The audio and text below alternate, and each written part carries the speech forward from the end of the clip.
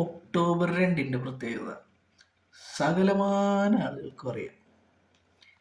സ്കൂളിൽ പോകുന്ന കുട്ടിയും വീട്ടിലിരിക്കുന്ന അപ്പൂപ്പനും സീരിയൽ മാത്രം കാണുന്ന ആൻറ്റിയും എല്ലാവരും ഒരേ സ്വരത്തിൽ പറയും ഗാന്ധി ജയന്തിയാണെന്ന്.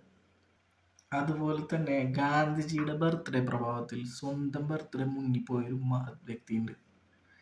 നമ്മൾക്ക് എല്ലാവർക്കും അദ്ദേഹത്തെ അറിയാം, എങ്കിലും നമ്മൾ ഈ ദിവസം അദ്ദേഹത്തിന് ഓർക്കാറില്ല.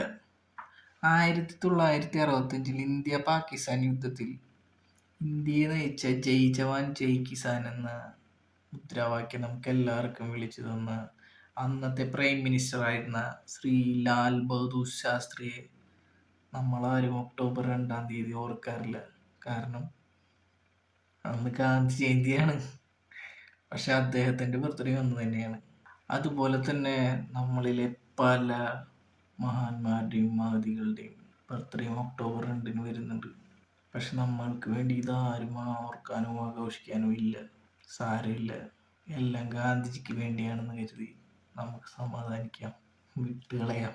ജയ് ജവാൻ ജയ് കിസാൻ.